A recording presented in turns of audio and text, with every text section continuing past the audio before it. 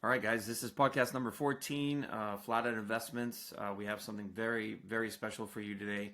Actually, we ended up meeting at Supercars in the Gables. It was a great event, but it was really funny.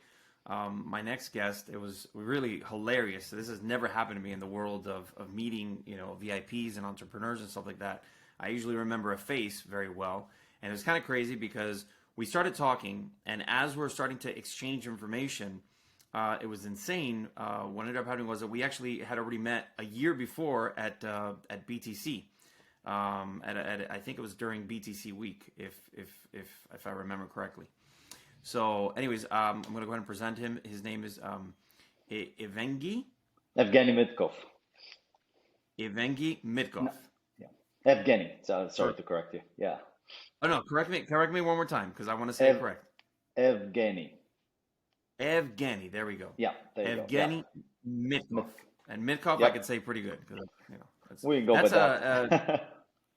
It's a and Bulgarian. Evgeni. It's actually a Greek name. It's actually a Greek name, but I'm Bulgarian. Okay, that's right. You had told me that. Awesome.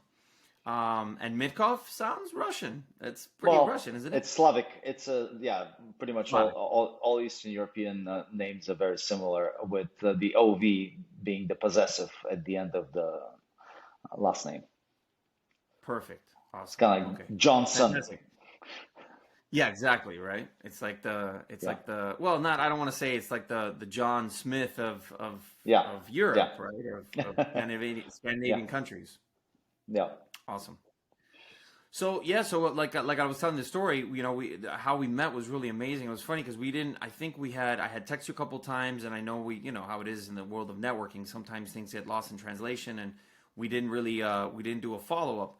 So it was pretty amazing how we met. We had this, we had the Supercars in the Gables, which was awesome. Oh, I think we just lost them.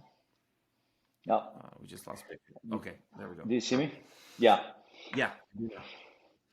So it was amazing. So anyway, so we met there, and what he specializes in is he's a fund manager in the digital aspect or the digital world, digital assets, and obviously he has a specialty and has had experience with cryptocurrencies and different worlds and different subsections of the cryptocurrency world. So that was one thing that really intrigued me when we first started talking. Correct?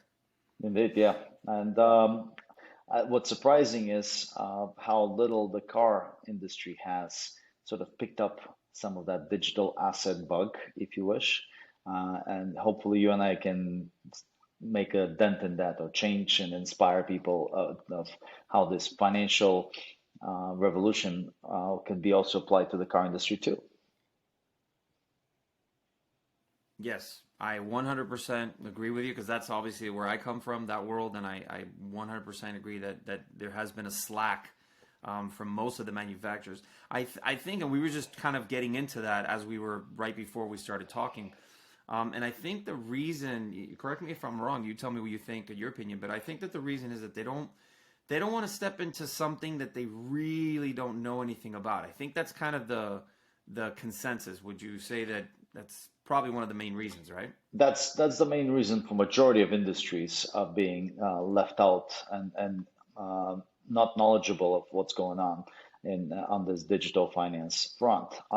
And you don't blame them. Usually, for an invention or for a title change, what really we're experiencing to take hold in the mass market, you really need to work out the kinks, the make it sexy, make it user friendly, make it very appealing. And digital assets are not at that stage yet. So I don't blame any particular industry for not adopting it yet. But if there's one certainty is that the course has already taken place, and what's happening in digital assets and digital currencies is irreversible event to the point that even central banks are already adapting that, right? So Correct. we will have the entire financial system migrate to this Web3 technology stack, if you wish. And sooner or later, industries will have to adopt it and adjust their platforms to incorporate this Web3 technology. Right. And I agree with that. I mean, I think it's one of those situations where I think we've come a long way. I think we can all agree that we've come a very long way. I mean, Hmm. I remember, just to give you a little history of the first time I ever heard the term Bitcoin was, I want to say it was in the early 2000s. I was still pretty much in high school, getting out of high school. And it was crazy. I had one of my friends that was very into technology. He literally told me, he's like, oh, there's this new thing called Bitcoin, and and all I heard was Bitcoin and mining with a computer, and I didn't even Lost give them. him a chance to explain. I'm like, what the fuck are you talking about? Mining with a computer? What are you talking about? Like that's impossible. It doesn't exist. Yeah. What do you so and it's very sad because the thing is he literally told me, he's like, listen, give me $100 and the next couple of years you will become a millionaire. I laughed in his face. I said, listen, dude, with a couple $100 I can go put that into my car. No, thank you. And unfortunately, now we're, 2000, well, let's go back 2 years, right before when Bitcoin, about 2 years ago, right, was when Bitcoin hit that 78, was 78,000, right? Correct? Or 60, 78,000 was 68,000. 68,000, 70,000. That's what I was thinking. Yeah. Hmm. 70,000 a coin. Yep. I mean, I don't think anybody in the industry. I mean, I know a lot of people had said that once you see the bull market come alive, you will. And I know COVID had a lot to do with the Hmm. markets and all that. So different reasonings, obviously. But when was the first time that you kind of heard about Bitcoin? And I think that was something that I wanted to ask you about. I was buried in a cave building a capital market startup from 2008 to 2013. Built the Okay. first FX option exchange in the world, and that was quite disruptive in the banking world at the time. So being so focused on this thing, I kind of had insulated my side vision, if you wish, from side news. But as soon as I sold the company in 2013, the first thing I got involved with was Bitcoin trading at $175 per Bitcoin.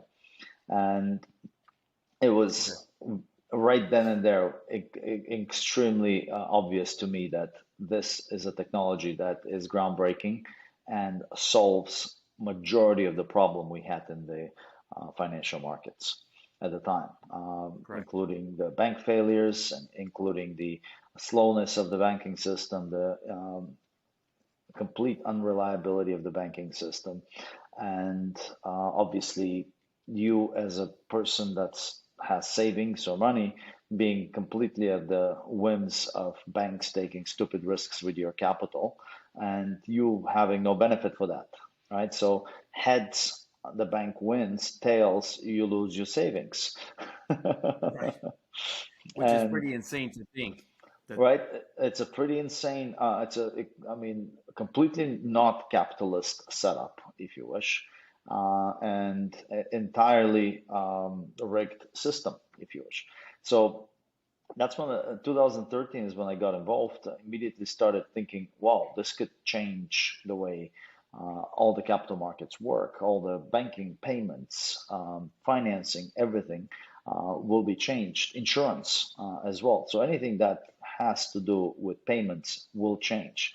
And thus, dedicated so far a decade of my life really pushing the envelope in a number of different directions. I've been involved in building a clearinghouse on blockchain rails, been involved with building the CDBC for the Central Bank of Bahamas in 2019, 2020, 2021, market maker in the digital options market space, done cross-border payments as well, and finally have come to realize, having nibbled at this market from all sides, is that now it's the time when this market will go mainstream and will start to take serious adoption. And the latest Bitcoin conference kind of proved this to me. There were obviously the a lot of institutional clients and institutional institutions at the conference nibbling and trying to figure out what's going on a lot more than the retail customers that typically were at this conference.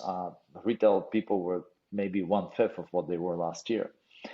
So Right. you finally start to see those shoots, spring shoots that in the institutional space. And I think It's also time for, especially as cars become much more interactive and much more electronified, that the car industry also needs to start thinking, hey, how do I embed Web3 into my experience and into my business model and into the payments as well?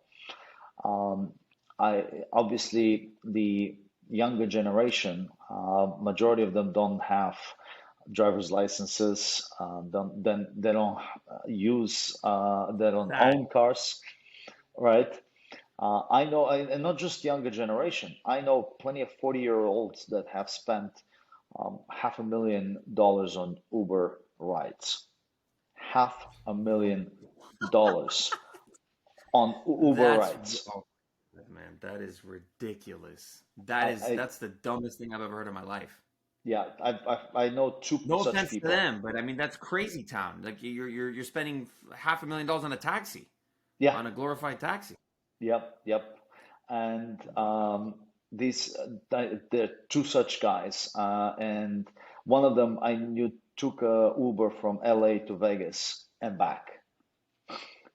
What? Holy shit. But why not take a plane? Why would they even use Uber? That's crazy.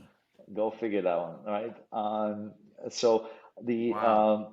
if the car companies are to remain relevant and Hmm. have some bargaining power in that equation, because what ends up happening right now is the car, the driver's time are given away by Uber. So if you Right. look at the financials, I mean, if I open up my Uber right now and I request a 3 mile ride in it, it'll tell me that it'll cost me $10. Right. The driver that will come pick me up will drive 2, 3 miles to drive me 3 miles somewhere else and get potentially 6 miles away from where he was. Right. So they will drive minimum 6 miles, because usually the drivers end up driving double the distance that Yes. they're paid for, and they'll get paid $6. So the average Uber driver gets paid $10, $15 per half an hour. Right. And that includes the car amortization, car maintenance, gasoline if the car is gasoline, or charging if the car is electric, wear and tear on the car, and everything else. Yeah, and it So doesn't cover any of that. so Let's be basically, honest. Uber driver couldn't make more than $20 an hour at the moment. And that includes, and that's gross, that's everything. Car Right. maintenance, amortization, wear, tear, tires, oil changes, gasoline, the works. So effectively, Uber has been giving away cars and drivers' time and all the liability, because basically when somebody crashes and and hurts the passengers, oh, it ain't Uber's problem, Right. because the No, driver is no, also right. The driver is driving without insurance and all that good stuff. So effectively, a Web 2.5 company has taken bargaining power away from the car manufacturers with this service. right. Yeah, And I think let me butt in for a second. I think that I agree with everything you said. I think that it's kind of crazy to even think that we're at a where and I know that during COVID things really changed as well. I know that mhm, they fired I mean they fired a huge amount of people because everybody was freaking out obviously like within the first month. yeah, I had I had some people that I know from way back, that were drivers, and they had told me what was going on and kind of what you ran through the numbers that they were making and this whole marketing like, oh, make $3,500 a month. Yeah, get the fuck out of here. That was at the beginning when they first started that they had no drivers. That of course they were going to give out incentives. yeah. Um, But now but it's they're practically giving away the car and the driver. and aren't they? They're also aren't they still in negative? I've read some of Yeah, the and they're financials. still Aren't they? and they're still not making money with all that. How? Where is the money going? Like, I don't understand. Like, where's the siphon that's stealing the billions? What is it worth? I mean, I can't. I'd have to pull it up, but it's what is it? Half a billion? I think it's half. Not half. Excuse me, half a trillion. It's like a four Yeah, hundred. I don't remember. I haven't looked it up recently either, but it's a Right. super expensive company, and It's it's obviously, multi-billion. It's a yeah, multi-billion it's dollar company. hundreds. It's at least hundreds of billions of dollars in Correct. valuation, indeed. And they make 10, 20 billion dollars in revenue and things of that nature. So Right. they make a lot of revenue because of the Right. millennial crowd, Right. primarily. And and in a lot of places, they basically killed the local taxi industry completely, 100%. right? But would you agree? Because this is I've seen this, and I remember the beginning of, especially with tech, companies, older companies, right? And I mean, like, let's say companies that maybe started in the 90s, in the 2000s, they have this really bad. I mean, Toys R Us is a perfect example. They have this very bad habit of, instead of trying to evolve the company and bring it up to the level of technology, they just try to fight it back. Yeah. Just fight against it. Oh, that's what the banks have been doing against digital assets too. And Right. for the past, I want to say, of the last decade that I've been involved in crypto, JP Morgan spent at least 6, 7 years of that decade having hundreds of people uh, on the payroll with a single role in their job description as writers of negative articles for crypto. Wow. I did Yeah. not know that. I So, and it was only in So 2000, misinformation agents or yeah, disinformation agents. correct, propagandist against Bitcoin, basically. And Wow. it was only after 2017, 18, I think, is when they actually copy pasted the Ethereum code and started JP Morgan Coin, and they started now employing tons of people to adopt the technology while still going around the world whacking every bank that touches crypto and telling them that they'll cut them off from the SWIFT system. And So, Chase as well. I know no, I'm Chase was talking, yeah, JP also Morgan Chase, correct. No, it's the same bank we're talking about. right. Right, of course. Uh, But yeah, I'm saying, not Chase. I'm sorry. I was thinking of not. I think it was Wells Fargo. They were doing the same thing. But in the backside, they were purchasing like hundreds of millions of dollars worth of Bitcoin, yeah. which was right. Well, that's JP Morgan too. So basically, the top banks have, well, actually, JP, obviously, as one of the major owners of the Federal Reserve, have taken on their watch to make sure that they have full control of how digital assets evolve and that they evolve in a way that they can control the entire system again. Obviously, that's not entirely desirable because when you have one bank controlling 25% of global payments, which is the case at the moment, that's never a good thing. And monopolies. I mean, the world is a strange place. The world does allow monopolies and dinosaurs to become very big, but ultimately it kills them in a heartbeat. Right. So the world can allow monopolies, and it's possible that before the world goes to completely decentralized finance, that JP Morgan is 50% of global payments. But the moment they get to that point is when they're going to fall apart. And you know that just from every history lesson. So what's most amazing about the digital space and the digital tokens is that for the first time in human history, you have an opportunity as every human being to be involved in to work, contribute to projects on a decentralized basis without somebody going and skimming off the top the profit. So Right. you, as an individual, become a profit center, which hasn't Correct. happened uh, in any under any circumstances in human history, um, Correct. and that's incredibly empowering, especially for people in the global south where they don't have access to opportunities but they're equally smart as everybody else. Because human intelligence is equally distributed around the world. You can't say that America has smarter people than Africa, for example. Correct. But what America has is capital markets and capital and plenty of colonies from which it draws resources and ability to bring cheap raw materials into country. And Right. all of that obviously contributes to an incredibly rich economic environment. But with the Yes. digital assets, you now have an environment where anybody, no matter where they are in the world, as long as they have an internet connection and a decent speed, they can be contributing to a global economy in a meaningful way. And Correct. that is incredibly powerful. And that is changing the entire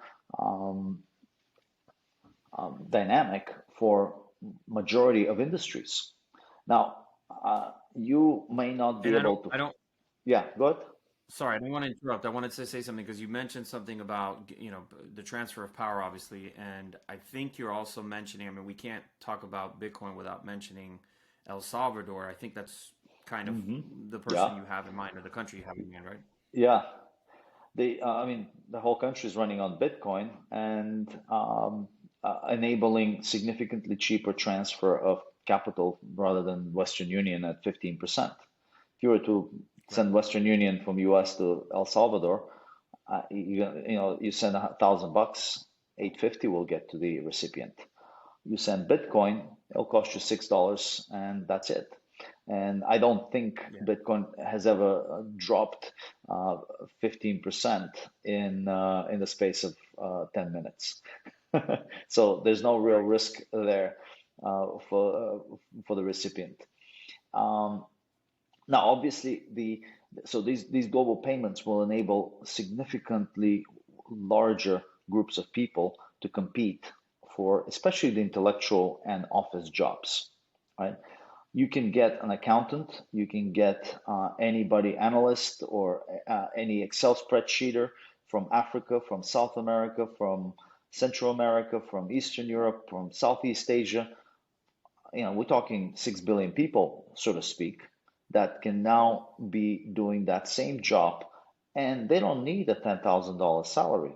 They'll be happy with $2,000 or $1,000 or $500 in salary. And that's the dynamic that's changing. And this will lead obviously to a significant changes in the customer base for a lot of industries, right? The US car industry was relying on a group of people that are getting $10,000 a month in income, right? And potentially spending 10% of that on the car, because the average car now has $1,000 in car payment. Now, interestingly enough, Correct. if you go back 20 years, the car loan market was $63 billion. I was just going to say the financing is really where that's changed, I think, the People, dynamics in personal most loans. in the late 90s, 80-90% of the cars were bought with cash. New cars we're Correct. talking about. Nobody ever thought about getting a loan to buy a car in the late 90s. Correct. Now the majority of cars are bought on a loan, and It's those loans, 95, 95%. yeah, and those loans are with 14-15% interest. Chrysler credit at the Right. moment is 14% interest, for example. Yeah, that's a lot. And these loans, whereas at the beginning when they were introduced, there were 36-month loans. I remember, like, I bought a car in 2012. It was a 36-month loan with Mhm. Chrysler credit, and Correct. right, and the payment was something like $360, something of that sort. Hmm. Right now, we're talking if you do exactly the same car, I'll compare with a Jeep. This was a Jeep Wrangler back then. The same car is double the price, Back then I got it at 0% interest. Now you can get it at 14% interest, and Right. your payment will be $2,000. So you're basically you're looking at least 8-9 times bigger car payment. Right. Now that's a And lot, and and and yeah, yeah, and that's a that's a huge number, serious, and yeah. I'm glad you That's brought that up because that's something that I think that has changed the way that manufacturers also, because this is something I wanted to wanted to share with you, is I think both of us, I mean, we, obviously we're not are in our 20s anymore, and I think that we grew up I mean, I grew up and so did you, and most yeah, people that are in their 30s plus grew up in an era where you had manufacturers that were building the car life cycle was between 20 to 25 years, you know? correct. Um, I I mean, you had actually, cars that literally still today, the 90s can last, I mean, you have E36 M3s and E46s and even E30s that were meant to last 30 plus years. Now yeah, the life cycle is 2.5, 3 years. the only Achilles heel of an E30 BMW was the oil pump on top of the timing belt.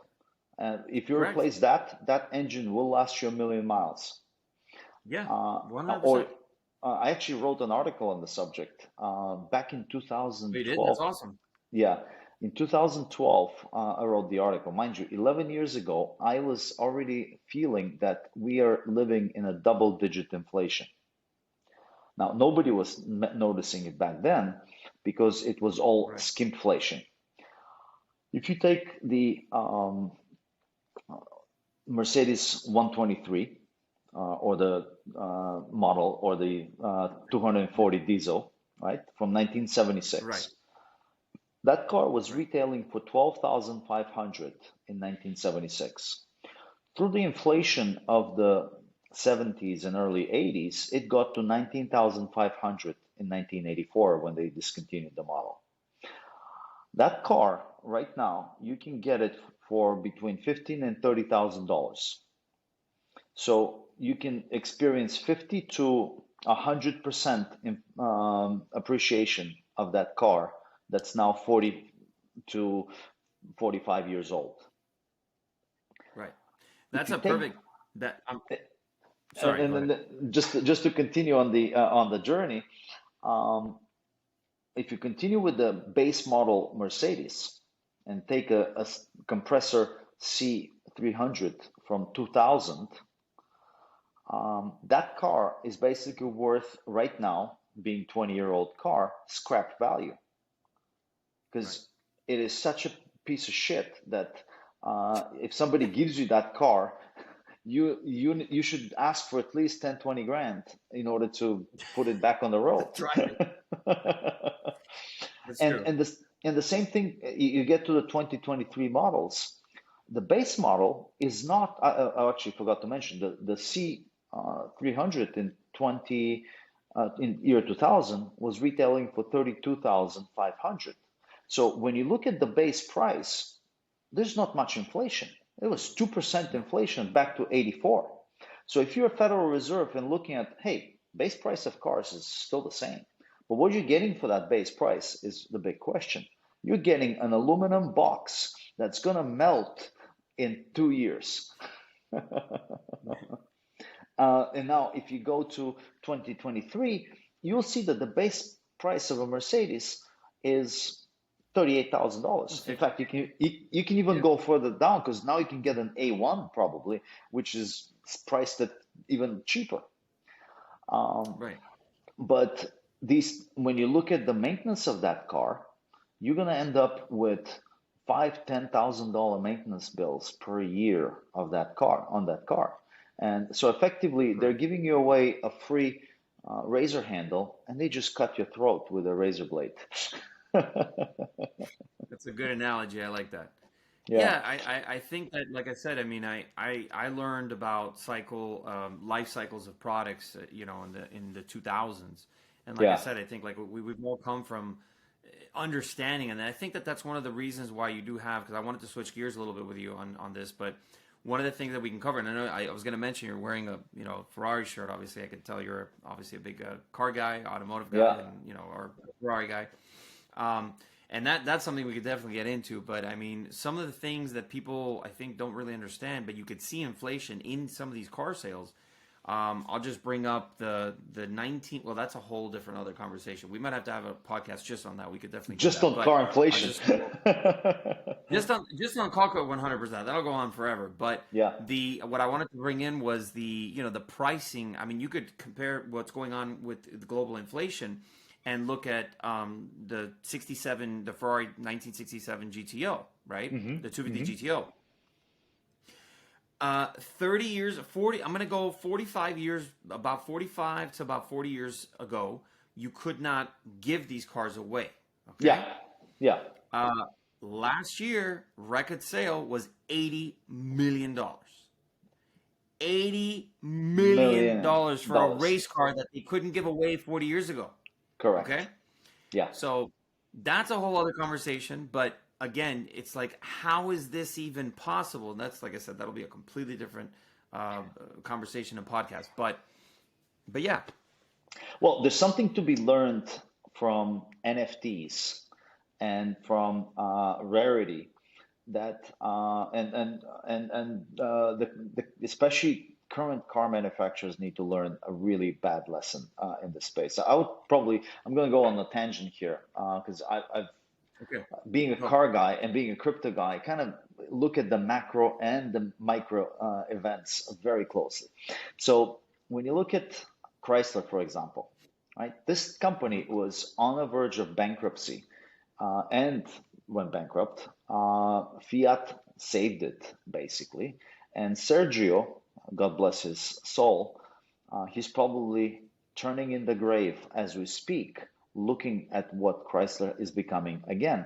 Poor guy was doing 20-hour work days to resuscitate all the amazing brands that were inside Chrysler. He took, for example, Jeep, put a brand new engine in it in 2011 and made the Wrangler the current success it is, for example. Right? They went from maybe making 80, 90,000 cars a year to making 500,000 plus cars a year, right? With insane profitability for the company, right? Right. And then, so I had a 2012. And good value, and sorry, but good value assertion. The Jeep is number one value almost. I don't want to compare with the Porsche, but it's up there with the 911 or any other Porsche. No. It's the highest retained value of any car on the market at the moment. Right. And well, there's a small asterisk in that. Part of the reason why a lot of Jeep holds their values because their owners upgrade them and get rid of the back parts, and so that's a bit deceiving, if you wish, that the car. So the actual car straight out of the factory and ages pretty badly and does not do as well, if you wish. But you can always rip out the car parts and put some amazing stuff in it. It's a great base for modifications, right? Just to make that comparison, I had a 2012 with 500,000 miles. That car is still in Europe and I'm still driving it, right? I got a 2022, exactly 10 years later, bought a brand new Rubicon last February, and the car spent, of the 14 months that I owned it, spent 7.5 months at the dealership, waiting to be fixed. What was the issue though? What was going on? Why was it in service? Because there are obviously, first of all, I think for the majority of time, a capable mechanic would have fixed that car, including myself. I could have fixed that car in 7 hours, not 7 months, 7 hours. Right. Straight out of the factory, the rear axle was making noises, and because basically they had spaced the pinion and the crown probably incorrectly. They were not fitted well with each other. Right. And of course, I pointed that to them. They said, well, it's not gonna, we're not allowed to open the axles. We can only get a new axle and replace it. So for the Yeah, time of being, course. drive it like this. If it fails, we'll get you a new axle. Sure enough, at 20,000 miles, the axle failed because it was not spaced right. It was overheating. It was throwing oil. It was, in the hot Florida weather of 90 degrees, it started overheating. And they Of replaced course. the axle. They put a brand new axle on that Jeep Under from warranty. under warranty. Took 56 days. The Jeep was in the shop 56 days waiting for that axle. Now, COVID, we have to give COVID credit for taking a little bit more time because usually that shouldn't have No, taken that long. But yes. no, it's not COVID, and we'll get to No? that in a second. No, it has nothing to do with COVID. Okay. Um, Okay. it eventually they replaced the axle. I drove the car 2,000 miles, and the new axle started having exactly the same problems. As if the So at that pinion, point, yeah, at that point, you know that they don't know how to make an axle, something that we've been making for 5,000 years without. I yeah, mean, exactly. The Romans had axles. The Egyptians had axles on their Right. horse carriages. Right. And let me tell you, a wooden horse carriage axle will last more than 2,000 miles, For sure, 100%. right? That's ridiculous. I mean, they're Okay. supposed. I mean, they come. The manufactured warranty on Jeeps is 100. What is it? 150, 200? No, it's No, 120, right? 36, 120,000. 36,000 miles warranty. Really? Yeah.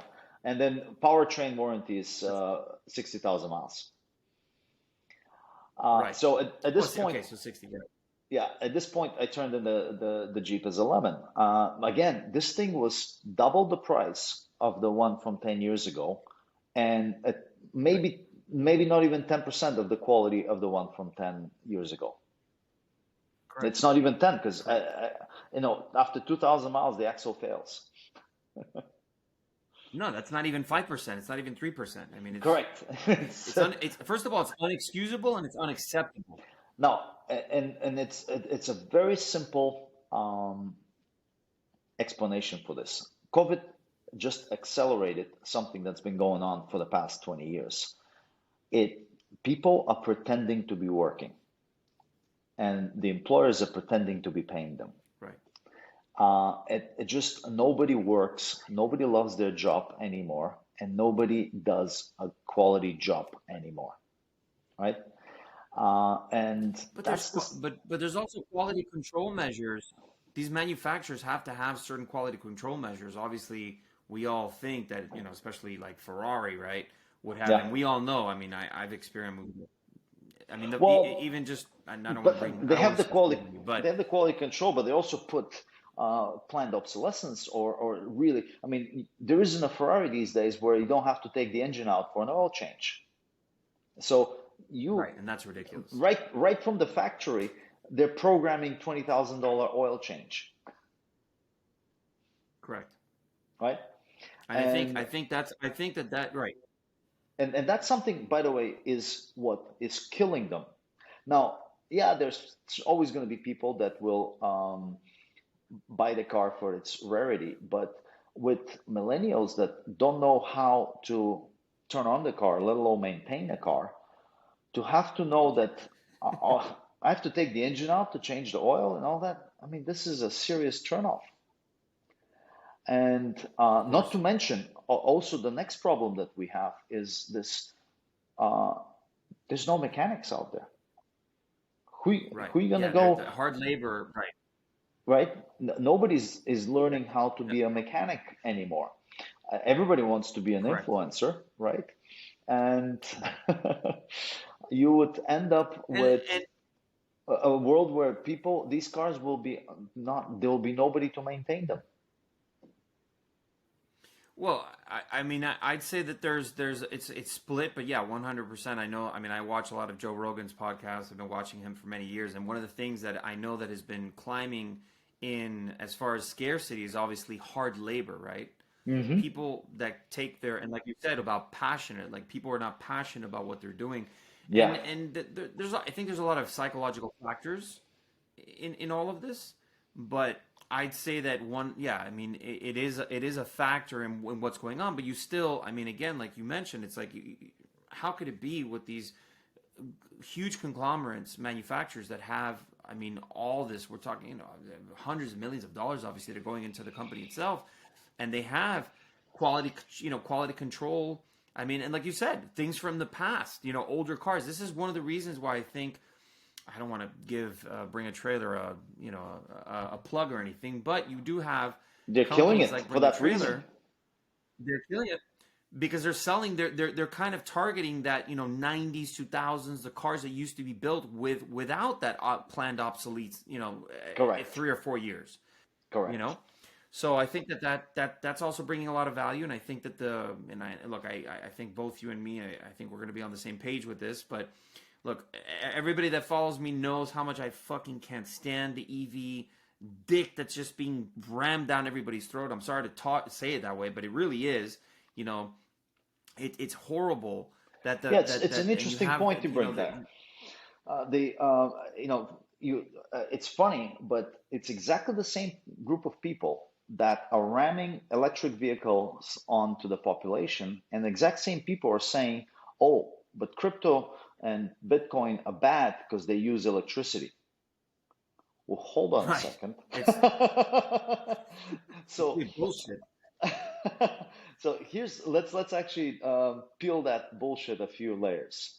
Obviously, the average electric car has 3 to 4 times bigger emissions than a gasoline car will ever have in 500 to a million miles of driving. No, I'm talking million.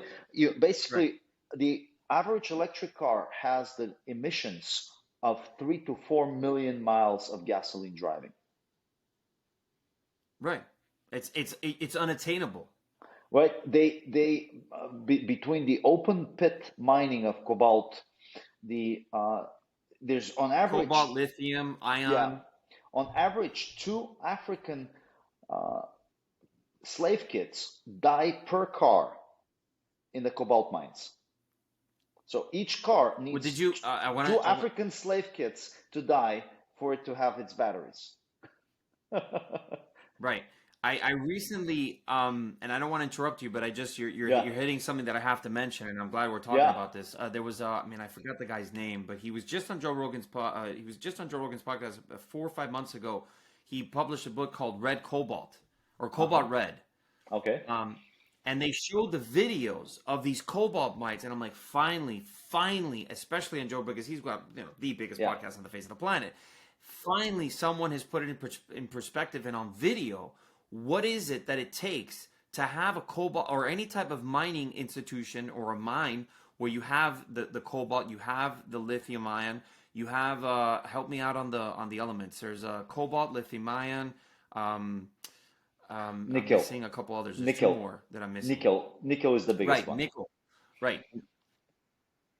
All of these are the dirtiest metals, and you have these gigantic mines. You have 15 to 20,000 people, and these poor kids that are barely working for $1 a day, and they're all inhaling the fumes from all this toxic materials, and everybody just wants to look away. Look, we all have smartphones, so I understand that that's a part of it, but the EV industry, the batteries are gigantic. It's like nobody. So finally, I am starting to see people talk about this, and recognize how completely insane it is to keep on pushing this EV narrative. It's like, this is not, and I've talked to, I don't want to mention any names, but I've talked to people that are board members of certain nonprofit organizations, and they talk about EV like it's the fucking magic bullet that's going to save all of us. It's like, no, it's completely the opposite of this.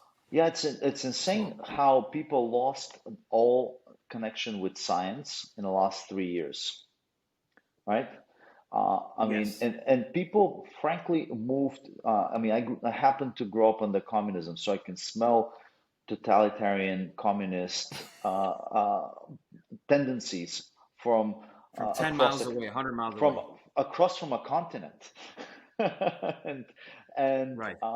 What you see here is, and it's amazing, but both Western Europe and the U.S. and Canada, of course, have completely been communized, if you wish. I mean, the between the press being completely propaganda, the entire media is all propaganda and no information. The entire narrative on electric vehicles, on crypto, how for exactly the same thing. They both consume electricity. One is bad, the other one is super good, right? And Exactly. you know, and for youngsters not According to, to them. yeah, according to them. But what's really shocking is the population has very little capability of critically thinking. And that speaks volumes to the dumbing down of the population that for any of these narrative to be taking hold in society, that's really troublesome. But again, Yeah. what's interesting is we have a world, just go back 30 years, where there was, just like in banking and cars, we had a world with 3 to 4 times more different car manufacturers out there.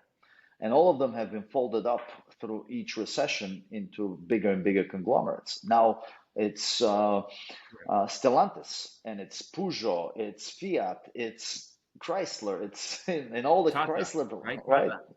Yeah, right. All of And that stuff. Tata, right? Tata. Yeah, yeah.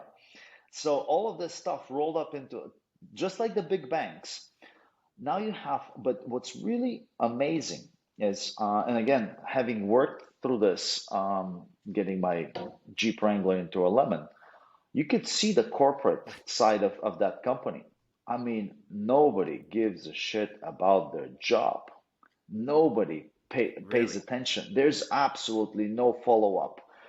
Just here's one, just the example from the last day. I literally turned the car in on Monday, and they sent me 10 days before the appointment a reminder that I have to turn in the vehicle at Delray Jeep. I go to Delray Jeep, Right. and there's nobody there. And we're looking around for a Chrysler representative. There's nobody to be found. Eventually, my phone rings 20 minutes later. It's like, hey, are you going to meet the transfer agent? I'm like, yeah, we've been looking for him for 20 minutes. Where is he? Well, he's right at the main gate. I'm like, there's nobody there. I can tell you that. Can you tell me where he is? Right. Well, he's at the Arrigo Chrysler in Margate. This is how people do their That's jobs, right? They just don't insane. give a shit. They just grab something from the database, assign it to the meeting, and then they grab something else and they sign it. There's absolutely zero coordination. It's Right. really miracle that And that's embarrassing. That should be it's a miracle that this car even gets off the dealership lot, given how little right. No, people give a shit about their jobs.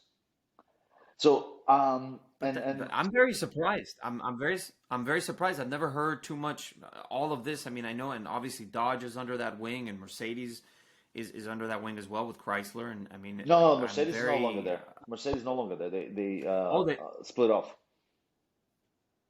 they did. Well, how long ago? I didn't even know they split. When was that? This was no, it was in the middle of the previous crisis. 2000, I want to say Wow. 2008. Yeah, so when Chrysler Really? started, yeah. When Chrysler started going Oh, down, okay. or actually 2006, I want to say. What Mercedes really Right. wanted to do, Mercedes management basically was capped to having 10 times salary of the lowest paid employee in Germany. So what Mercedes management basically engineered was a merger with Chrysler. They couldn't give a shit about Chrysler. That was the only thing available for purchase. But they wanted to merge with an American Correct. company in order to jack up their salaries to unlimited. And that was the only reason for the I didn't know Mercedes Chrysler merger. It was simply for the German executives to be able to get unlimited salary increases. And what was really amazing is in the 5, 6 years they were together, they basically that. Right. turned Mercedes into the same quality as Chrysler. Really shitty. right? And they've never recovered Oh, since that then, that I can attain to. right? That I can attain to because that was the other thing I was gonna do a comparison with Mercedes and BMW. But let's take a 2 second pause here. I wanted to double check because we've been talking we're almost at the 50 mark, and we haven't Wow. gone through too many of the four topics. But I'm glad we went in the direction we did. That was awesome. Yeah. So obviously we covered a bit of the crypto. I wanted to cover a little bit with you the capital funding side of things. How did you even enter into that space? Because that seems like a very impermeable space that you got to know the right people and be Yeah. born into that to get Well, into actually, that not family. anymore. Again, that's what's amazing about digital assets. You can you can fundraise a lot easier in the digital space than you can in the good old days, because you now the world is your oyster. And Right. I actually see an incredible opportunity for entrepreneurship from that. Because to start up, for example, a new car company, if you want to create a new quality car, it's going to take a lot of, Two hundred million dollars. right? Two hundred million dollars. But you can Easy. actually raise that money very easily through a token sale out there at the moment. Now, here's the interesting thing. What reminds me, right now we live in the exact same times as 1989 in communism. The whole system is rotten. Nobody's working. Everybody's pretending to be working. And again, it's not COVID. Just people are not working anymore. It's not that, oh, Right. we have supply chain issues. It's the fact that the guy that's responsible to make sure that the stuff arrives doesn't do their job. That's why the stuff doesn't arrive, right? And the guy that's supposed to make it, he's not getting paid enough, so he doesn't want to make it either, right? So basically, the entire value system is screwed up because nobody believes in it anymore, and it's falling apart. Simple as that. So when you have that, when you when you and you have these big monopolies, i.e., these car companies, right, or whatever else, banks, their pockets, and in every organization, and there's a certain percentage of the population which can only do a quality job. I don't care how Right. much you pay me. I will never do something, and I'm one of those people. I will not do a shitty job, even if you don't pay me well. And there's a certain percentage of the population falls in that category. And when the system falls apart, people like that very quickly grab their hat and they move off across the street. They set up shop and they create a quality and a very viable competitor to the monopoly, and they can eat the lunch of the monopoly overnight.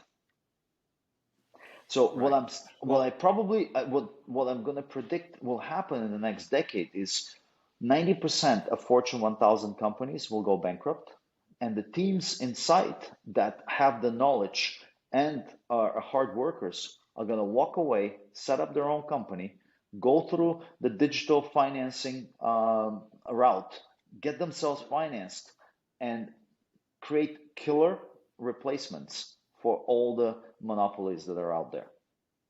And this okay, is now not that's just an it. amazing.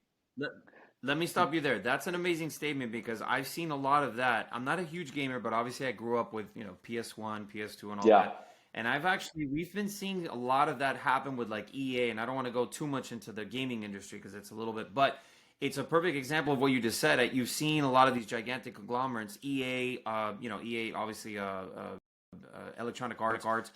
There's been a lot of their developers that are starting to see like what some of their bigger IPs. Like I'll take one of them for example that I've had experience with. What's it called? Battlefield, right? Battlefield 2047 or Hmm. 2042, excuse me. Um, it's a shit show, and it's like these giant companies should be making some of the most amazing FPS games on the face of the planet, and we're actually seeing that that's the opposite of what's going on. They're just taking cookie cutter shit and Correct. just kind of throwing the bare minimum, Yep. and then you have developers that go on their own. They develop. I just watched a game the other day. I was watching. It's been getting a lot of. It got pretty huge on Twitter. It was a photorealistic game. Hmm. It's obviously an FPS shooter, that's done in a way where I looked at some of the developers and some of the people reviewing the game, and they said that, look, there's a lot of trickery going on, but the way that they did the game, the point of view, you're getting it almost like if it's from the camera that's wearing on the chest. Yeah. Um, and the perspective of what you saw, it looked photo. I mean, it's photorealistic. It looks real. Like you look Hmm. at it from a distance, you're like, holy shit, that looks like it's real life. It was amazing. Yeah. Yeah. So, yeah. And where do you think that that's going to happen the next like in the next 10 to 15 years? That's kind of what we're I going to keep think on seeing this happen. if we have a proper depression now, from as a result of government debt imploding, this could happen Right. in the next 2 years. Which we do Yeah, this in the could. next 2 years. Yeah, we could be in that. Yeah. Very cool. You'll have complete, because here's the other thing: when all these people that are working from home, which means they're really not working, they're either working on their Right. own gigs or just pretending to be working, right? Um, can you imagine?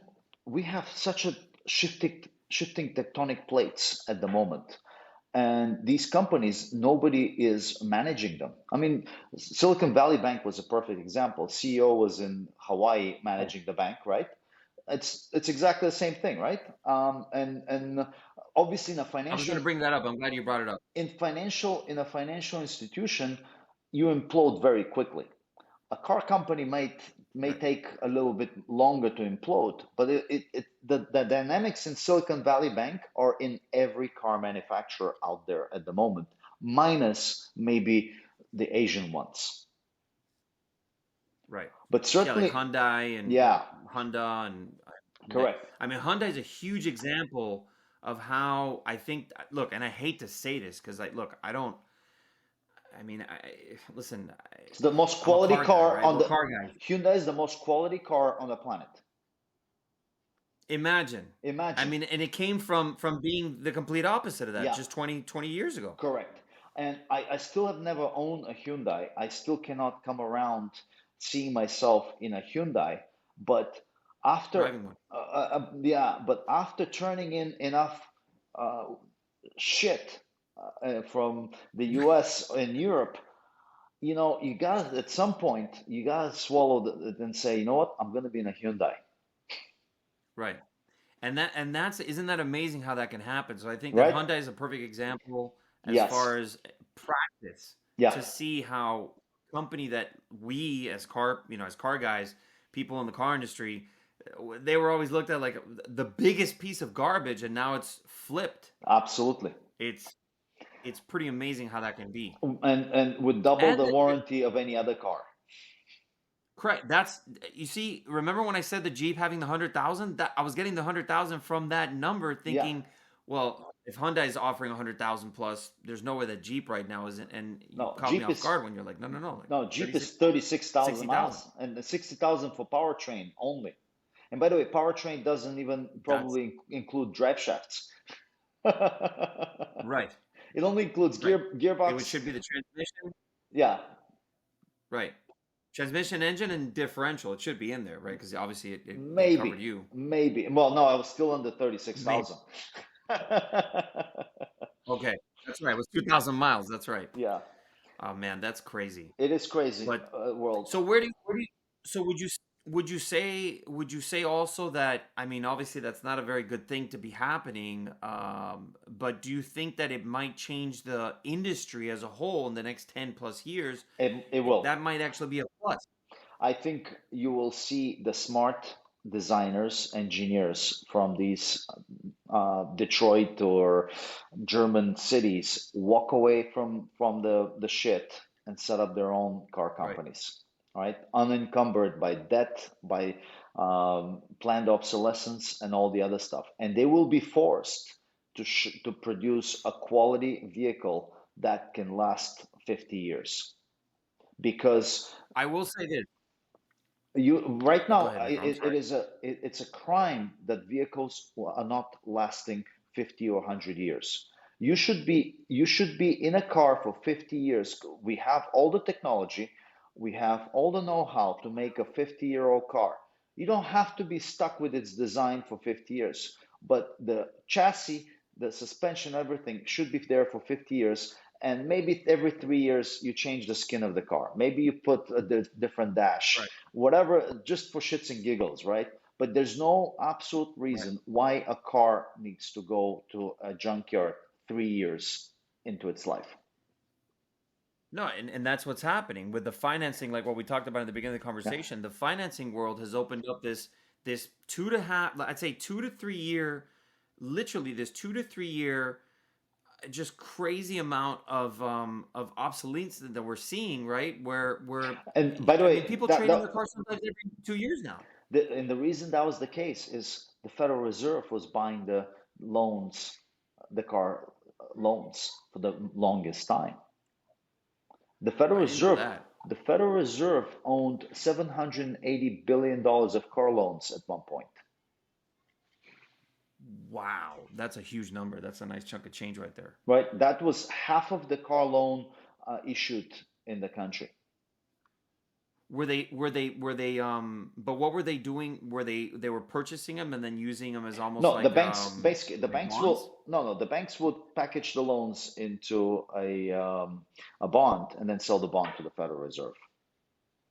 Okay, so it was, but okay, well, that's what I thought. Yeah, Wow, and I had no idea they were doing. And they're no longer doing that no, at they're this point. not correct, and that's why the new car loan It's worth rates zero. are 14%. Oh man, that's So I well, the I mean, moment just the moment the 0% financing disappeared from the market, that's when the Fed stopped buying these things. I don't remember.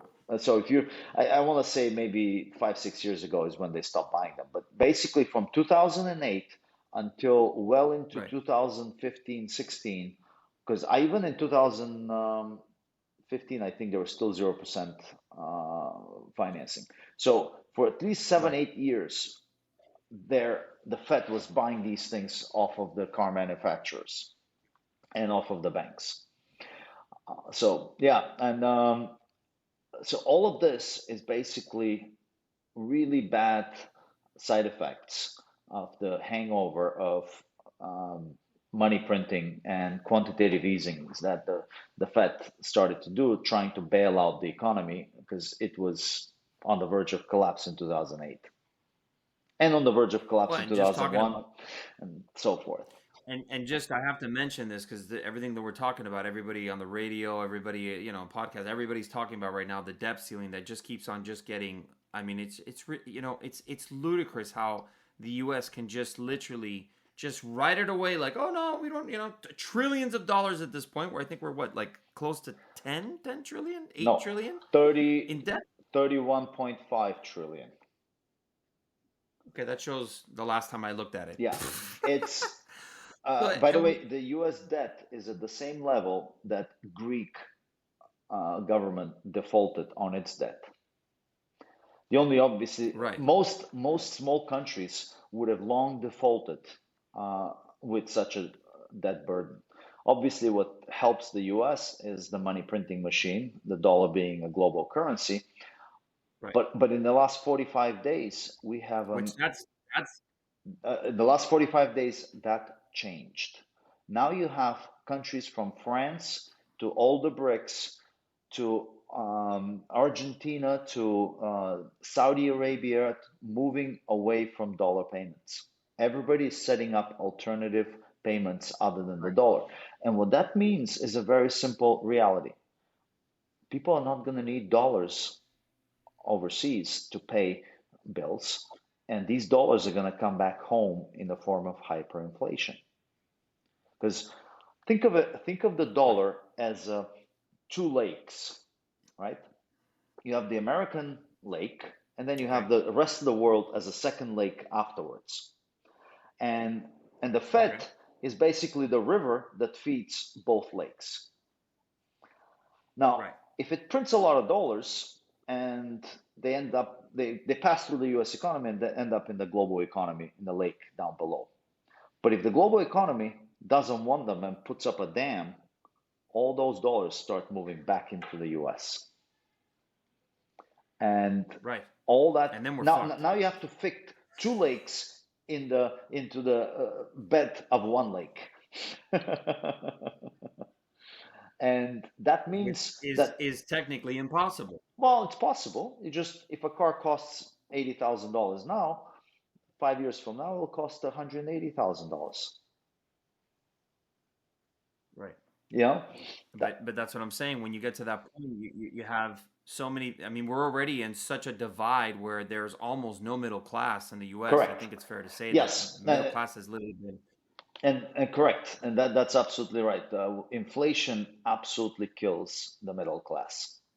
And and any really capabilities of the middle class of doing something, which again, I don't know if it's intentional or not, but it seems like it's intentional. And it's finally getting into the point of creating a really disastrous market here. right. Yeah. And I do have to ask you, so would you say that because of this perfect storm, would that be something where you think that right now maybe a lot of the cryptocurrencies and the cryptocurrency markets might be able to take advantage of right now, and we might start Absolutely. seeing a more bullish? Okay. Absolutely. You would absolutely see that because, again, Bitcoin is like a 1976 Mercedes um, 240D. It is rock solid, it's Right. bulletproof, and it doesn't matter whether you put McDonald's oil in it or diesel, Right. it It's gonna runs. run. It runs, right? So Indestructible. indestructible. For 14 years, nobody Wow. has created a fake Bitcoin. Right. Just think about that. And that I think that might be right, and that might be one of the because everybody always says, well, it's not really it's only valued at what people are willing to pay for it. No, no, no, because it has certain solid characteristics, like what you just Hmm. said, that it is impermeable to a lot of the bullshit that we're starting to see with our own economics. So I think that Exactly. Yeah. And we start seeing kind of like like again, similar to a Mercedes 240D, people start to appreciate right. something that is indestructible, and it value goes Yes. up. And things that need fall apart at 2,000 miles after they're manufactured start to disappear from the market. I love the fact that we just literally have compared the economic situation of the United States, right, and the dollar to our industry, which is the automotive industry, and we're kind of comparing, like, with car to car, like what you just said, like Bitcoin is that the old school Mercedes, that W124, Yeah, and it's a solid foundation, and it's very hard to break, and then we it's have the dollar right now that is literally just falling engineered. apart. It's a planned obsolescence engineered. Right. And would you say I have to ask you this because I've heard this number before, and we heard it before Bitcoin ever hit the 70,000, 2 years ago. Do you think? Because I've heard this number myself a couple of times this past year. Do you think that Bitcoin is capable of getting to that? I mean, I know the magic number, the 1 million, but Yeah, no, let's try to be a little more conservative. it's very look. I'm of the opinion that Bitcoin can go to zero or can go to a million, Okay. and it's a matter of But by the end of this year, but I wanted to ask you, by the end of this year, do you see it maybe getting up to that 100,000, Oh yeah, very easily. trying to break through that? Well, if Okay. the U.S. government defaults next month, it will be above 100,000 in June, Wow. Okay. We're right? gonna we're gonna hold you to that. So again, no, if there's a default, I guarantee you it'll be above 100,000 because But there, I think, the, the would you say it's safe to say that there's probably not going to be a default just because they're just going to raise the debt ceiling again, just like they've been in conversations now, negotiations. yeah, well, you never know. I think look, the one party is using the FBI and the CIA to kill the other party. I can entirely see Right. the Republicans reciprocating and killing Biden by not raising the debt ceiling, Debt ceiling. right? Okay. I mean, look, That's a really amazing point as well. you see the FBI and CIA fully engaged in killing Trump. So I don't I fully see the Republican Party reciprocating the same way, even Okay. though it is disastrous for Well, the country. right. No, a lot of the things I'd say about 90% of what we've been starting to see unfold is a lot of it is not in the favor of the American people. No, None no, of it is. none of it. Well, Oh, nothing is. I mean, same right. thing. If you look at, hate to bring the war in Ukraine, but the same story there, right? You got people being killed simply because one guy needs to cover his tracks of bribes, and other guys need bribes. Right. That's the only reason for that war there, right? It has nothing to Yeah. do with the people. And Right. And the problem is that we're doing the bribing yeah, that's right. That's because we're right. sending them. What are we? We're at 60. I think it's 60 billion, 80 billion. Hmm. The number Yeah, I that we we've you sent. better believe it. But I heard through another crypto channel, a guy that wanted to start getting involved in stable tokens because he has a Ukrainian national with $250 million looking to back stable tokens. Wow. Do you know what that project consists of? I just heard this through the grapevine out there. But that these billions are gonna start washing up somewhere, Yeah. right? And there's a big chance that it'll spill over into the cryptocurrency world. Well, uh, not really, because things are way too transparent there, Okay. right? That's the problem, all right? Look, the dollar, you're much better off doing this stuff through the banks. And for Right. example, American banks money launder about $1.5 trillion a year for drug cartels, for um, politicians. And that's part of the reason why the US is so bent on having various other jurisdictions like Switzerland not be involved in offshore banking because it's competition to the business Right. here. But if you look at you know the drug business, but half a trillion to a trillion all passes through the banks, right? You'd be an idiot At pass. one point or another. Yeah, you'd be an idiot doing it through Bitcoin, and everybody can see that. Right. Yeah, it's completely right. It's But that's completely that's the whole. transparent. That's another aspect. Yeah, the transparency. I mean, that's the other thing that I've talked to several people in the past about, cryptocurrencies and Bitcoin as a whole, and they always say, well, there's so many the fact that you could look at to see how many wallets there are, how much money is in those wallets, completely transparent to anybody with an internet Yeah, connection. I think that's a pretty amazing. I think we need more of that. yeah, yeah. 100%. Well, and isn't it amazing when you read the Constitution? It clearly and squarely says we're private citizens and the government's responsible to us, right? But what it looks like right now is the government has every view into all of our privacy. There's nothing that in your life or my life that the government doesn't know at the moment. But we have zero view into the government finances. There's zero transparency there. Right. We don't know anything. How much of the $800 billion Nothing. dollars in the Pentagon do you know where it went and how it was spent, right? And But they won't even. I remember seeing an article about this, and they were talking about it on a couple of obviously news, a couple of news channels that they were stating. No, what was it? It was the comedian. The comedian was up there with one of the chairmen of the Treasury. That this funny man, I forgot the guy's name. He's a comedian. He's been around for a while, and he was literally drilling the chairman, telling her like where's the money, like what, like I'd like to audit, let's audit the Pentagon. yeah, And she's just like, no, we're not going to do that. We're not going to allow you to audit anything. yeah, That's just the way it is. Oh, correct. okay. Yeah, Thanks. hmm, Fantastic. right. That's how it is.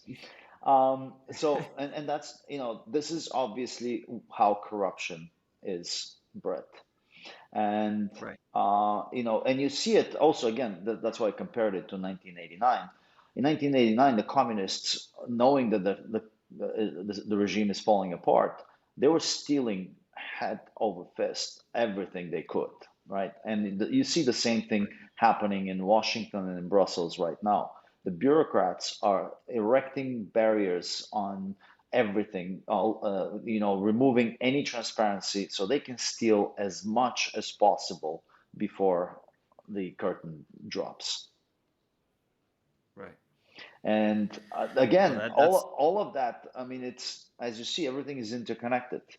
And we have finally have radical transparency out there, but and clearly that will root out all corruption at some point in government. But before that happens, they want to steal as much as possible. So now it's the right. redistribution time, right? So, and this is why wars are so convenient as well, because when you send $100 billion to Ukraine, you know that you can steal 99.9 billion of that, and kill a few Ukrainians to show that there's a war out there. Well, there is. There has to be a percentage, obviously, that is being paid because they are getting military assistance or Oh no, getting, but a certain amount of no, but you know how that's being done too. Again, most of the profitability stays here. Pentagon Right. deems that a bazooka is outside of its useful life, so they sell it for $2 to a trading company, which then turns around and sells it for $20,000 to the State Department to go to Ukraine. And that's another interesting point is also the government contracts. We all saw that movie. I haven't seen it, but I've seen parts of it. That movie War Dogs, Of course, um, spot on. where you can, Yeah, right, but where you then can literally have. no, but what that movie missed completely is that random guys cannot get those contracts. Okay, right. It's not. Yeah, you're not going to just You have to inject be, yourself in nah, there. you ain't injecting yourself in that. You need to be part of the deep state to get that contract. Right. Right. You got to be born into it, obviously. Yeah, and that aristocracy keeps itself afloat that way. So now, Yeah. you take a bazooka for $2 from the Pentagon, sell it to the State Department for $20,000, and Ukraine gets a $20,000 bazooka.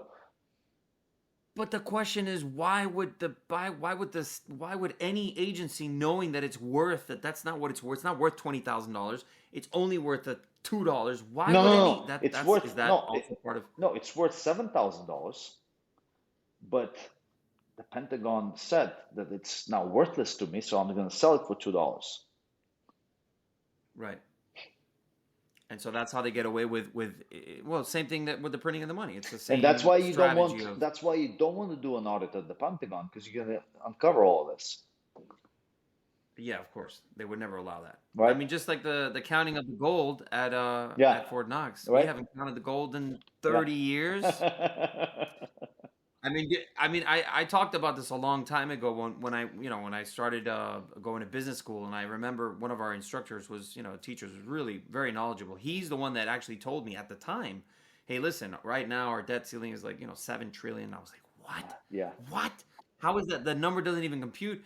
And the fact is, then you start trying to compute like there is no way in hell that there could even be. I mean, as far as some of the stuff that the way that they count gold bullion in the world, Hmm. right, and at the Fed, it's there is no such thing as 100 billion. Well, maybe 100 billion. Let's say close to 500 billion in gold bullion. There's not enough gold in the world for Yeah, that. of course.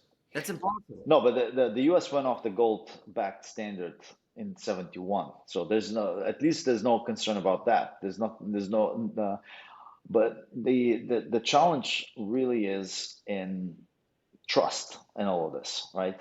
And as we come multiple circles around this, that you see trust basically disappear everywhere.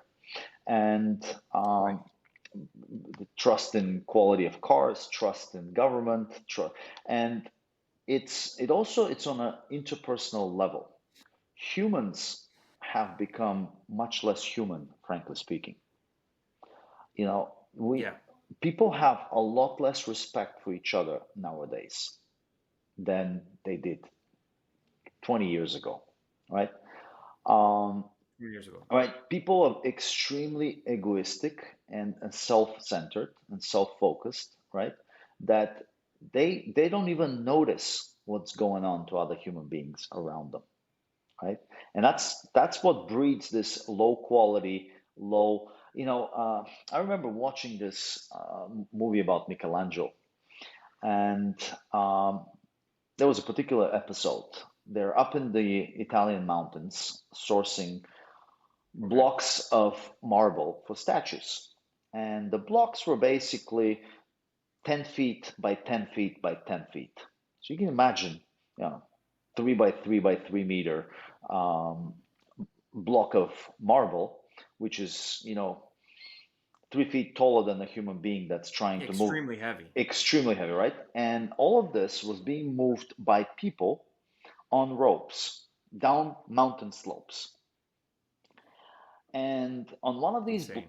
yeah, on one of these blocks, the ropes snap and run over the two people that were in front of the block and kill them on the spot, obviously. Yeah. That evening, um,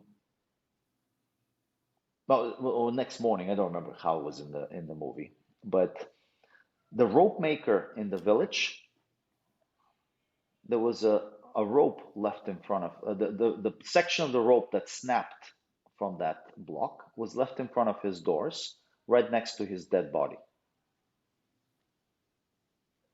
So the villagers simply killed the rope maker that did not make a quality rope. This is quality Right. control. This is Yeah, we quality. don't have that anymore. This is quality That's control. quality control.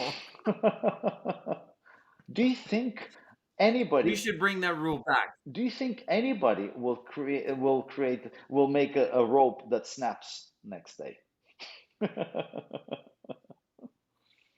No. Right, That'll be right then on the spot. It'll change. It'll be a 20, 10, whatever, 2, 3 year old rope. Obviously, something that could last right, a good amount of time. right. Not only that, but Yeah, the I rope agree, maker man. will be inspecting the rope after each mountain slide of a marble down the mountain to make sure that that it has no wear and tear. Right. uh, Correct. and That's because that's amazing, man. That's and because we've lost that, we're losing incredible craftsmanship as well, right? And I remember right. seeing somewhere on a poster with all the current SUV models in white, Mhm. from a Porsche Macan to Cayenne to Kias to Subarus, everything in one page. And when you look at the page, literally, you move it, Okay. a foot, a reading distance from your eyes. You look at those models of cars, all in white. They all look identical. It just looks like a. Oh yeah. And when you walk in a row of cars and you look at their butts, I mean, they all look identical. um, Yeah. I think that that's also been a bit of an. I mean, look, and I mean, we could talk about that on the next podcast, but I mean, I'm wearing a motorsport hat, right? Like you said with the humans, this used to mean something. It doesn't correct. mean anything. They've Doesn't thrown this fucking badge on 60 different models just so they could sell more cars, correct. and it's watered down Yeah, something that used to mean something. literally one of the most important badges in Yeah, racing history, yeah, in automotive history. correct. So I agree. There's been That's, a lot of that, and just that's in the name of making more sales. correct. And the same thing with all the other Germans as well, right? And at the same time, I mean, this is what I would say about that, just to kind of respond to that. I'll say, look, and I'm not a huge. I mean, I'm not a huge 911 guy, but Porsche. I think is one of the one is still their quality. I mean, it's hard to kill a Porsche today, correct. right? It's almost impossible, like to beat the shit out of a Porsche and break it. You Yeah, really, really, and I'm talking about. I remember Autocar had an amazing. I remember the 997. Excuse me, yeah, the 997. When the 997 first came out, the turbo, they wanted to test it against the. I think at the time it was the 458, and they were doing a test back to back. They wanted to do 50 launches in a row to see which car would break first. Uh-huh. 911 without even skipping a beat. Every single launch, we're talking almost 52. I think it was a 5200 RPM launch. 50 times in a row, no problems. Every other car within 5 launches was done. It was like, take me to the dealership. I'm overheating. Yeah. My transmission fluid is overheated. Please take me to the dealership. I'm not moving. Well, including the Ferrari. I was just sitting outside here in Boca, in front of my building, and there was a Porsche Cayenne sitting there. It sounded like Nice. A 30-year-old Russian Lada, dangling. It was idling in one place, and it sounded like somebody was beating a metal can. You know. Well, the Cayman's not going to have. I mean, unless it's a GT4 RS, No, I'm it's talking not going to sound like. Cayenne. Cayenne. It was a Cayenne. Oh, the Cayenne. The Cayenne. Yeah. Okay. Yeah. The Cayenne. The Cayenne is not that bad. Cayenne's not that bad. Well, but you're right. But you got to give it a break too. It's not exactly. It's not. I mean, look, SUVs. The Cayenne. Believe it or not. Well, I think you know this. Cayenne is actually what saved Porsche absolutely. in the 2000s. That's Yep. why they. Yep. Right. To be able to come up and surpass what they ever thought that could have, because they had to get into the SUV. I mean, look, now Ferrari with the Pura Sangue, everybody gets into the SUV game because it's literally one of the saving brands or the saving categories Yes. that you must make as a manufacturer to keep afloat and keep on making sales, and to be able to go out and do the 911, 991 GT3 RSs and 992 GT3. You know what I'm saying? The high performance models. And, So and that's also a reflection of, again, us losing our humanity. People are getting SUVs to be protecting themselves from other humans. It's an that's a inflationary really game. awesome analogy. It's an inflation game. It's like, hey, I need to be in this big box, so because somebody else, when they hit me, I get to survive that. Yes. Yeah, and I think that's not even, we haven't even touched on the fact that cars in the past 20 years have literally become they've become so gigantically big, so completely ridiculously long, wide. Yeah. The firewalls and the dash of these cars are ridiculous. You're almost sitting in the middle of the car because of how big the dashes are. It's just fucking stupid. Yeah. It's not, it's unnecessary. So, I mean, that's another conversation for another podcast, but if you look at them like one of those the 90s cars, it looks like a small it looks really small. kid's wagon next to anything else on the road. Yeah. But in the 90s, I got to say the 90s and the early 2000s was probably the best, just like with music. Yeah. It was probably one of the best eras for automobiles ever. Obviously, the amount of technology that has been injected and put into newer cars. Look, we all love our infotainment systems that connect to our smartphones, and we can have Android Auto, and I think it's Apple CarPlay. That's all great, but some of the systems, obviously, and that's another thing. The driving aids that have been put into these cars, you barely don't even have to know how to drive anymore. Correct. Yeah. Which is only making people into the worst drivers in the history of driving. Yeah, and very distracted because the car allows for the distractions to be perpetuated. Right. Yeah. Well, I mean, I have seen. Some of these cars now have. They have even. I mean, that's actually a little bit scary. That scares me when the car itself is knowing that it's literally trying to. Well, it doesn't scare me. It actually pisses me off. Where the car will tell me, "Hey, listen, keep your eyes on the road," or the detection systems that it has sometimes is ridiculous. Yeah. And in Europe now, there's a speed limiter. So by every new car from June of 2022 and newer has to read the posted speed limit on the section of the road that the car is in, and not allow the driver to go past more than 1 kilometer above the speed limit. What? Yep. That's where we're talking about totalitarian systems. This Imagine if you'd have to accelerate to try to avoid an accident, then you no, can't. you cannot. It kills the gas Oh, instantly. fantastic! Yeah. It- We're doing real good there. I had no idea about that. That's insane. When is that supposed to go into? That's already going into effect. it's been in effect for a year, for 11 months in Europe. This is all manufacturers. All manufacturers, including Ferrari, have to have that technology in it. Oh my fucking So god. they, Okay, well, that's I'm why. glad we're in the U.S. That's it's gonna come here too. Don't worry. It's gonna get, yeah, exactly. It's But gonna get pushed. yeah, give a few more years of totalitarian government, and it'll get there. But Well, that's why old cars will become right, that much more valuable.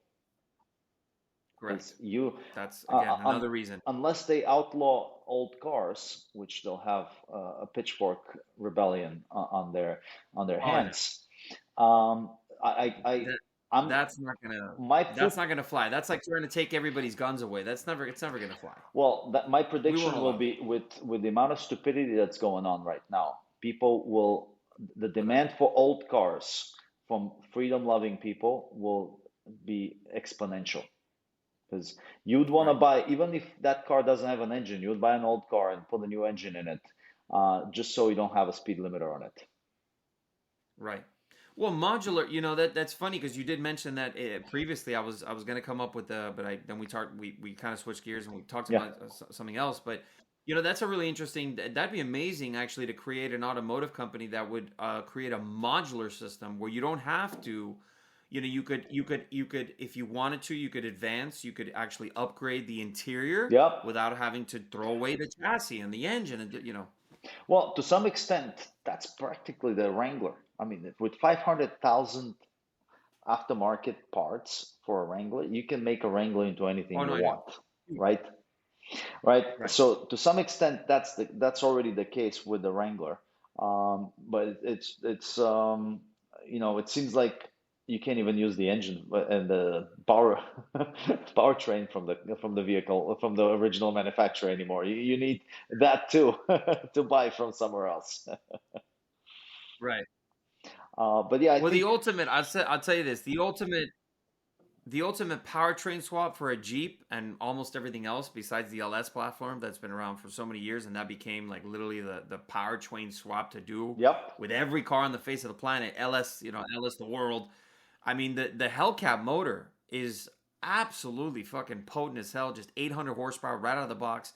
You grab that powertrain, you could put that into, and especially the Jeeps. There have been people yeah, that have done it. There's yep, a company called I think it's called Apocalypse, the 4x4s, or yeah, excuse me, the 6x4s. yes, they Excuse do me, that. 6x6s, Yeah.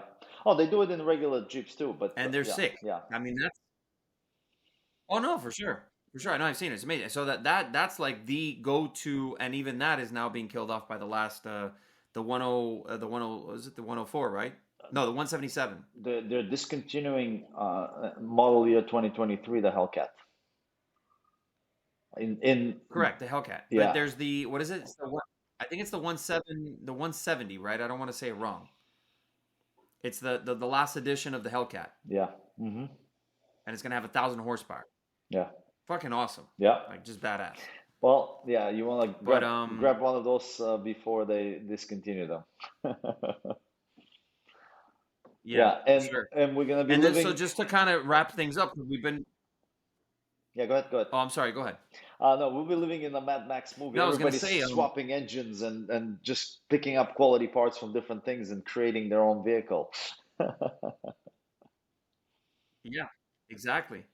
I wanted to cover on the Board Apes. We didn't really touch too much on that, and I wanted to just cover a little bit of that because I knew your knowledge on them is pretty awesome. So, as we talked right before we started, so the Board Apes. Let me ask you, what's their current? Because that was one of the topics, the questions of the topics that we were going to cover. The Board Apes, as of right now, the NFT world, the current situation. How do you see it? How do you see it in the past 2-3 years? How did COVID kind of affect that world? Well, people always have a demand for community, if you wish, and especially in the pandemic lockdowns, people are craving that community sense. And NFTs really unlocked that opportunity, and not just NFTs, but DAOs as well, digital autonomous organizations. Because if I may know the neighbors to the left or to the right of me, or behind me, but the chances are I have very little in common with those people. At the same time, though, with other car people, look at how long, we thought it'll be a 1 hour conversation. We can talk for another 5 hours because we have so much Yeah, in I know. common, right? Exactly. So when with people that you have stuff in common, you can talk forever. It's an incredibly pleasant experience, but usually these people are found in different cities, in different countries, and so forth. So NFTs effectively unlocked that opportunity of creating a community of like-minded people that care about the same thing, no matter where they are on the globe. And um, when you add exclusivity to that, and then you start, well, other people that want to get in and are precluded from getting in, of course, the prices will explode. And that's what happened with Board Apes going into millions of dollars. And of course, it was clever marketing, clever being at the right time in the right place, and all that. Obviously, they've taken a serious hit since then, but nonetheless, are way into the stratosphere still. And for any of the early adopters, it's still a 1000x return on investment. So I personally see that quality things, quality, especially in the car industry, will have to follow a similar path. You may want to, for example, here's an engine with an NFT because we know who produced it. Here's the way the old AMG engines used to come with the signature of the assembler uh, Correct. The on the engine engine, builder. Yep. right? Well, that's an NFT for all intensive purposes. And Right. I think you will start to see that permeate into every aspect of life. So anybody that is proud of their work should be selling their work with an NFT. And so anybody Attached to it. can see what's there and know where it came from and see the appreciation of it as well.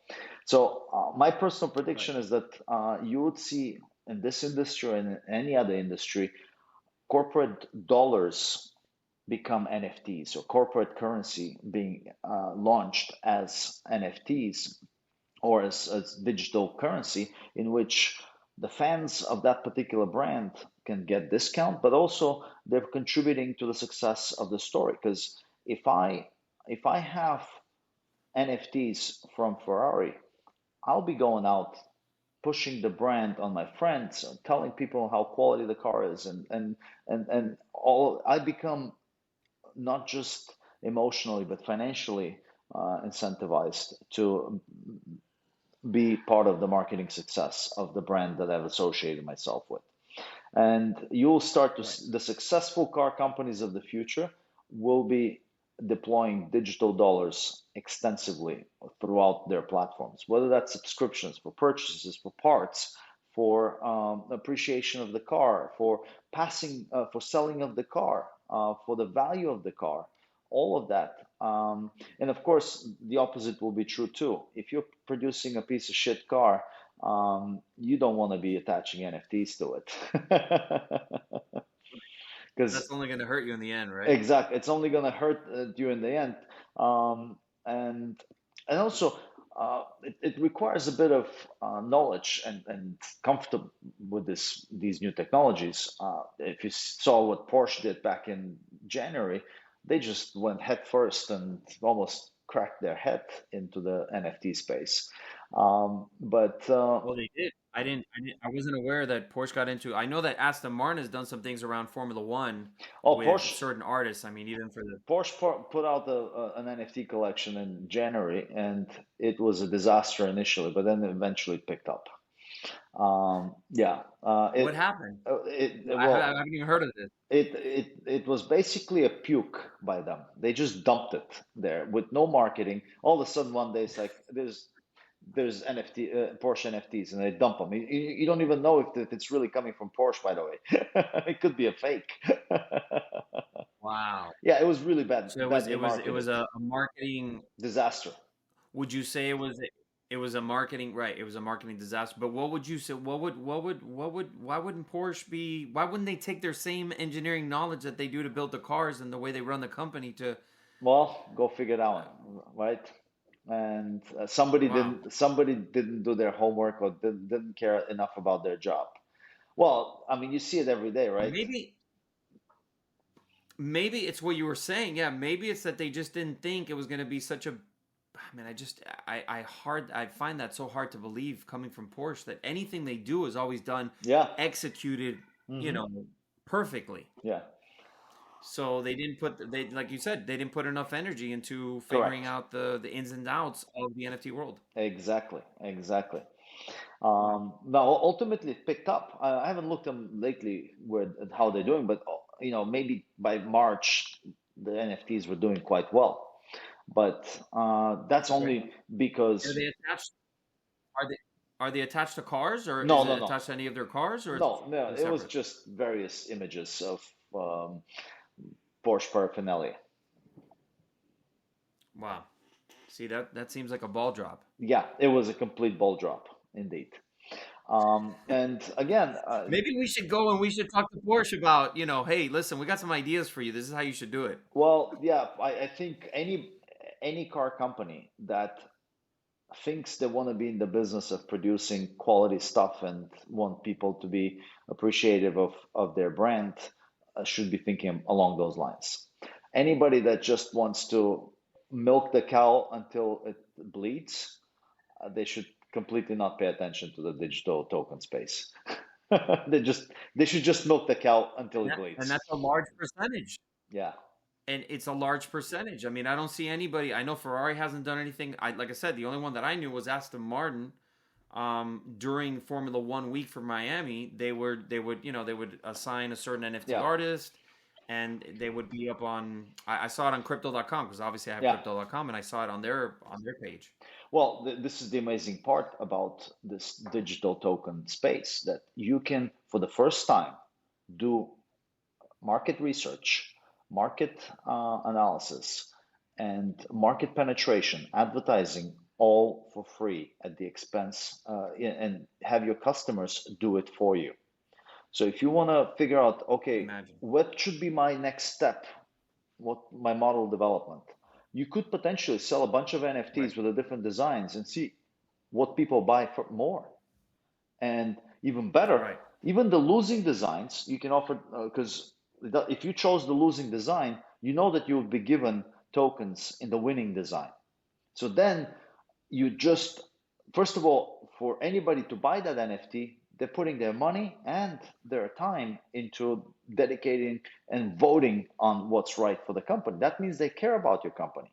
So then if you take Right. that design and say, well, okay, well, I'm going to produce the winning design from the NFT sale, then all of those people will be your brand ambassadors in every country and every town that they live in.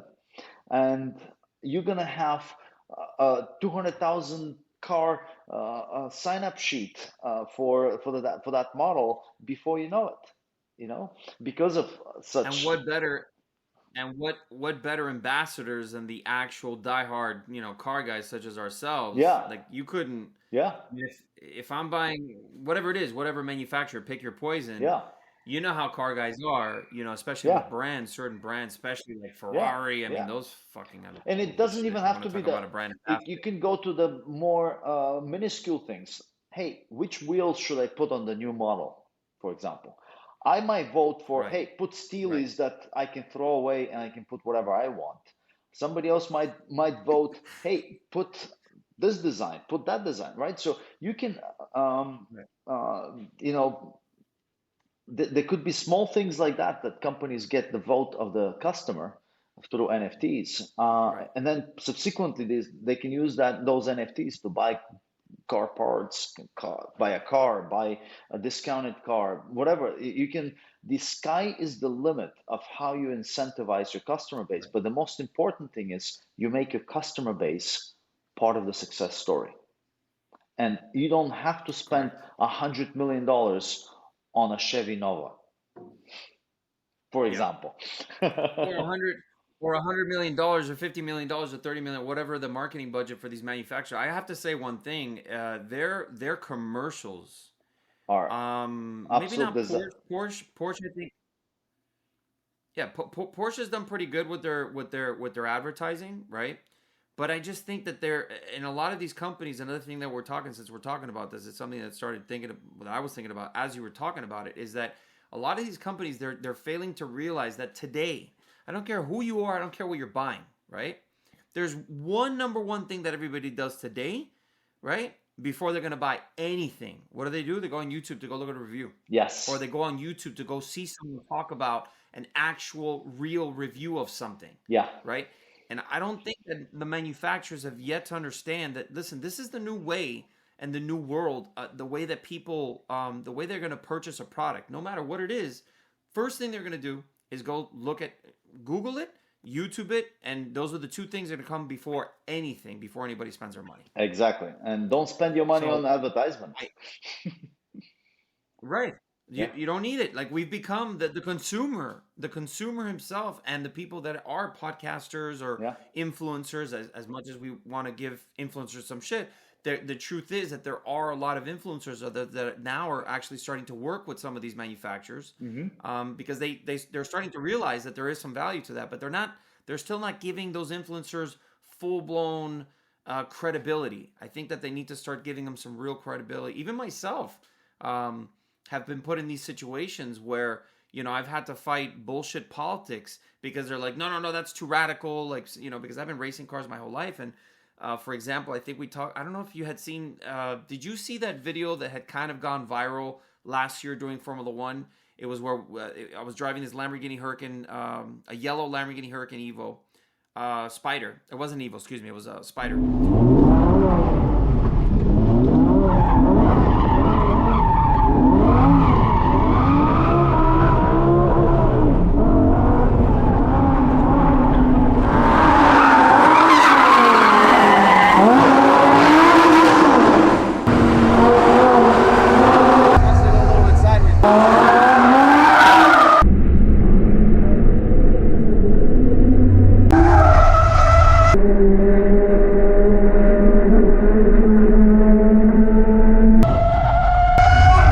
Right there.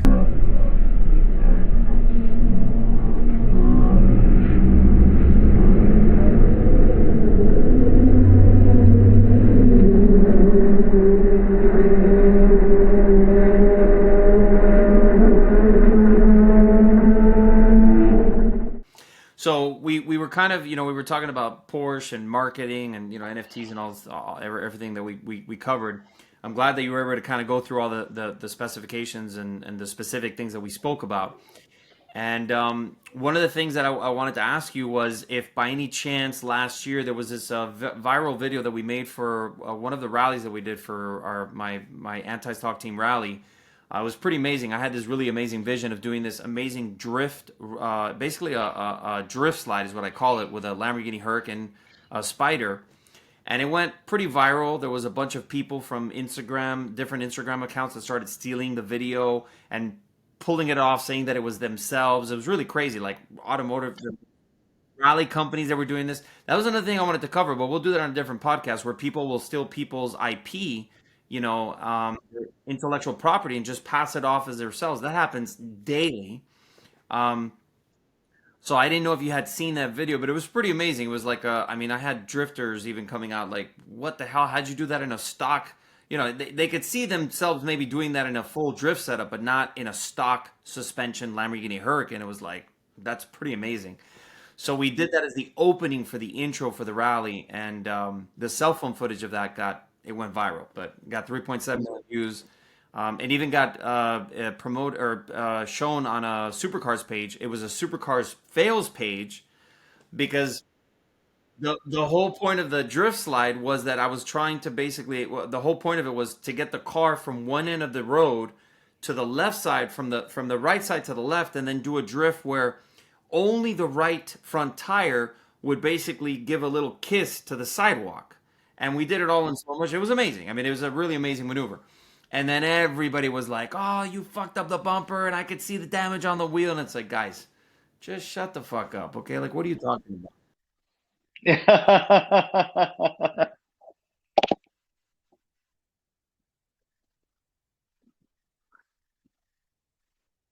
Yeah, yeah, nah. Well, correct. A lot of that's it, and that's the reality also of digital stuff. It shows the true nature of people. It shows the true nature of products, and it leaves a mark for the history books. So if you're gonna get involved in digital, you might as well you put your best foot forward, and they'll it stay, yeah, and it stays there forever. So my suggestion is, that people that want to be there for the centuries, for the history books, they need to embrace this technology. And people that want to be milking the cow until it bleeds, they should stay away from the digital stuff. Just shut up. I had people saying they could do a better drift slide or a better drift in their 69 charge. I'm like, hey, listen, I'll take you up on that offer. You show up to our next rally. I will pay for your rally $3,000 entry, and I'll pay my film crew to be with you all day and film a featurette on your charger. How about that? You think anybody took me up on the offer? No. So, a lot of shit talking. Absolutely. We opened a lot of forms that we need to now address in the future.